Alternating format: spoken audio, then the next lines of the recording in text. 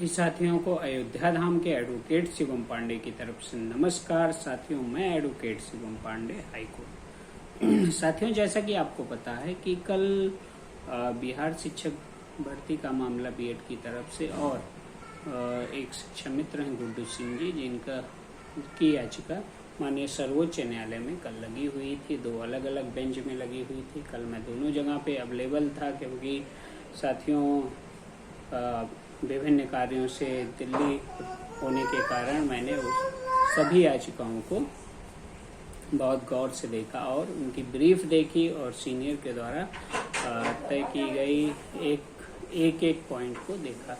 साथियों, बिहार शिक्षक भर्ती में जहां तक मेरा मानना है और एक वकील होने के नाते मैं जहां तक समझ पाया हूं, सभी बीएड के अभ्यर्थी अलाउ होंगे भविष्य में, मुझे पूर्ण विश्वास है। और यह भी कहना है कि लगभग बिहार के मामले में बीएड जो है अंदर हो चुका है एक प्रकार से, बस बोर्ड की मुहर लगना बाकी है।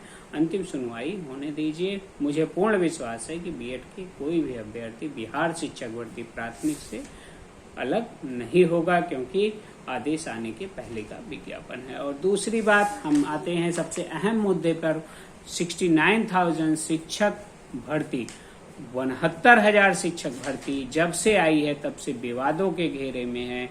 आंसर की से लेकर आज तक विवाद ही विवाद उत्पन्न है। उसमें एक नया विवाद शिक्षा मित्रों द्वारा, बीटीसी भाइयों द्वारा उत्पन्न किया जा रहा है। गुड्डू सिंह जिस प्रकार से माहौल बनाए हुए थे और जिस प्रकार से सुप्रीम कोर्ट में याचिका दाखिल कर आर्टिकल 32 के तहत लोगों को डरा रहे थे या अपने लोगों से अपनी पीठ थपथपा रहे थे, ऐसा कुछ उनकी याचिका में नहीं है। पूर्णतः खारिज होने योग्य याचिका है और सीनियर भी यह समझ रहे हैं कि यह याचिका स्टैंड नहीं हो पाएगी। इसलिए डेट के पहले ही एक एप्लीकेशन कोर्ट में लगा दी जाती है कि एडजर्न किया जाए। हम बहस के लिए अभी तैयार नहीं हैं।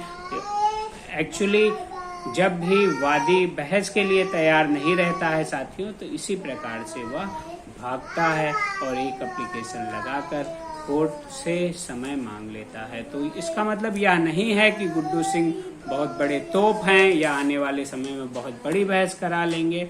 हम सभी जो भी बीएड के साथी हैं वहाँ अवेलेबल रहेंगे और लोगों के साथ अपनी बातों को रखेंगे। स्वयं सक्षम है अपनी बात रखने के लिए। जरूरत पड़ी तो कम पैसे में अच्छे से अच्छा सीनियर करने में भी सक्षम है। हम अपनी बात जरूर कहेंगे, किसी के भरोसे नहीं रहेंगे। पिछली बार हम लोगों ने देखा कि राजस्थान शिक्षक भर्ती में यदि बीएड के वे अभ्यर्थी जो बहुत दावा करते थे कि हम पैरवी अच्छी कर रहे हैं, अगर पैरवी अच्छी करते तब छोटे से मैटर में इतना बड़ा आदेश ना आता, एनसीटी की गाइडलाइन पूरी रद्द ना होती। और एनसीटी ने जो गलतियां किया है उसको हम और आप अपने स्तर पर माननीय सर्वोच्च न्यायालय में पैरवी करके सुधार सकते हैं। बेटा 1 मिनट जाओ, ठीक है। तो आप लोग यह समझ लीजिए कि हमारी नजरें चारों तरफ बनी हुई हैं और एक मामला बंच मैटर चल रहा है 29,334 शिक्षक भर्ती गणित विज्ञान का, जिसमें जनरल की भी ह्यूज सीट्स खाली हैं, ओबीसी की भी सीट्स खाली हैं, एससी की भी सीट खाली हैं। 18 तारीख को लगा हुआ है, अभी टेंटेटिव दिखा रहा है।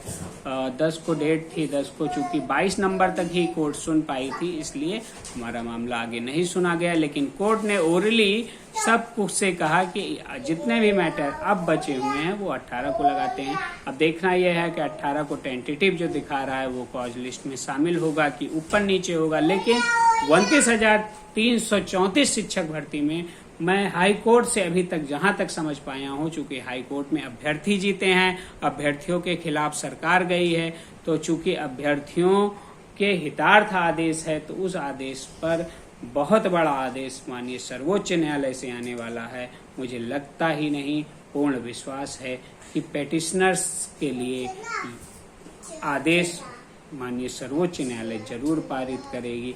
बाकी धैर्य बनाए रखिए, प्रत्यक्षम किम प्रमाणम पर विश्वास रखिए।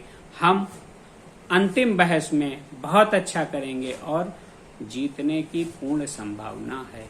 आप सभी के उज्जवल भविष्य की शुभकामना के साथ पुनः नमस्कार। जय सिया राम, जय हनुमान, जय महाकाल। आप सभी का दिन शुभ हो। प्रत्येक अभ्यर्थी जो बेसिक शिक्षा परिषद में सहायक अध्यापक के रूप में चयनित होना चाहता है, उसका चयन सुनिश्चित हो। धन्यवाद।